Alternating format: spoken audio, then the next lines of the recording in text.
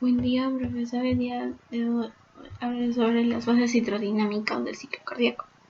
Para empezar, el ciclo cardíaco lo podemos definir como el conjunto de fenómenos, ya sean eléctricos, mecánicos o acústicos, que producen desde el comienzo de un latido hasta el inicio del siguiente. La secuencia del ciclo cardíaco fue determinada por Lewis, también llamado como ciclo de Lewis. Cada ciclo es iniciado por la generación espontánea del potencial de acción en el nódulo sinusal. Este nódulo está localizado en la pared superior lateral de la aurícula derecha, cerca del orificio de nuestra vena cava superior. El potencial de acción viaja desde ahí rápidamente por ambas aurículas, después a través del haz de la aurícula ventricular hacia los ventrículos. Debido a esta disposición del sistema de conducción desde las aurículas hacia los ventrículos, hay un retraso de más o menos de 0,1 segundos durante el paso del impulso cardíaco. Esto permite que las aurículas se contraigan antes de la contracción ventricular, volviendo de esta manera la sangre hacia los ventrículos antes de que comience la intensa contracción ventricular. Por lo tanto, se podría decir que las aurículas actúan como bombas de cebado para los ventrículos, y los ventrículos a su vez proporcionan la principal fuente de potencia para mover la sangre a través del ciclo vascular del cuerpo. Pasando con el diagrama de Wiggers, que ahí podemos ver sobre el ciclo cardíaco. En este gráfico de presión auricular, la onda A, que corresponde a la contracción auricular, y la onda C corresponde a un aumento de presión de la válvula mitral, sobresale hacia la aurícula después del cierre.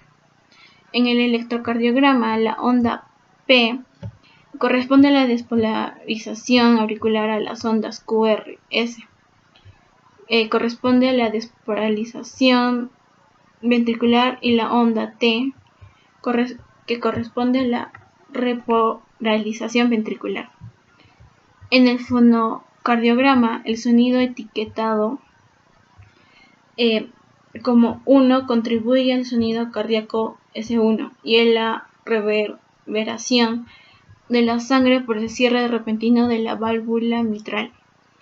El sonido etiquetado como 2 contribuye al sonido cardíaco S2 y es la reverberación de la sangre por el cierre repentino de la válvula aórtica. Ahora podemos hablar sobre las fases. Inicia en la fase de llenado pasivo, que es la gradiente de presión. La sangre va de mayor a menor presión. Es un proceso lento y pasivo de llenado ventricular conforme a la presión de los ventrículos se acerca al de las aurículas. Sigue la fase de llenado activo o sístole auricular. Esta fase las aurículas se contraen para pasar la sangre que queda en ella y llena el 20% de la sangre que falta. Las válvulas mitral y tricúspide se abren y permiten que un flujo rápido de la sangre acumulada desde las aurículas a los ventrículos. La presión en la aorta y arterias pulmonares siguen siendo mayores que la de los ventrículos, por lo que las válvulas semilunares se mantienen cerradas. En la tercera fase encontramos a la contracción isovolumétrica. Eso quiere decir que el volumen se mantiene constante. Los ventrículos completamente cargados de sangre, volumen telediastónico, el volumen que está al final de la diástole. En este momento la presión de los ventrículos supera la presión de las aurículas, por eso las válvulas auricoventriculares se cierran. En la cuarta fase está la eyección. El ventrículo se contrae completamente.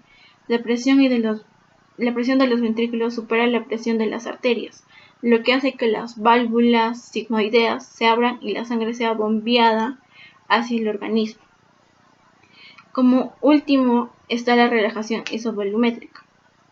En esta fase el corazón se relaja para prepararse para recibir sangre. La mayor cantidad de sangre la contienen las arterias, lo que hace que esta presión de las arterias sea mayor que la presión de los ventrículos. por lo que la sangre trata de regresar al corazón porque la sangre va de mayor a menor presión. Continuamos con la variación de la presión y volumen.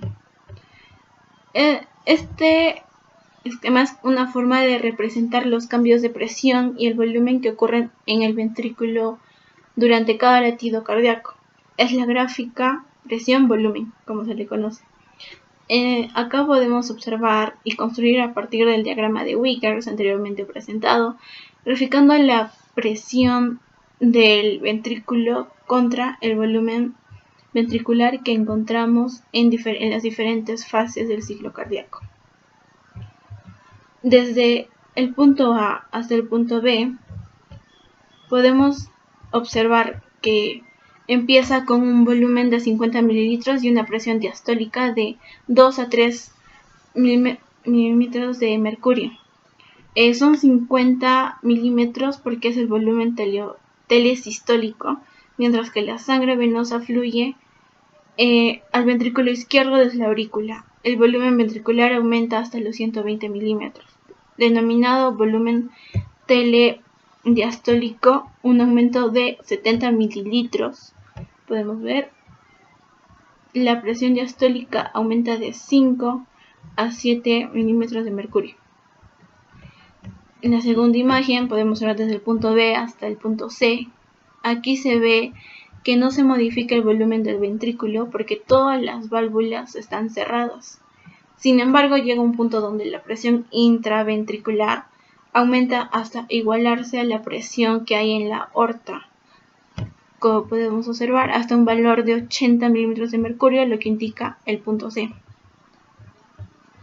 Del punto C al punto D, esta es la fase de eyección o el periodo de eyección. La presión sistólica aumenta más por una contracción más intensa del ventrículo. Al mismo tiempo, el volumen del ventrículo disminuye drásticamente porque la válvula aórtica está abierta y se vierte la sangre en ella.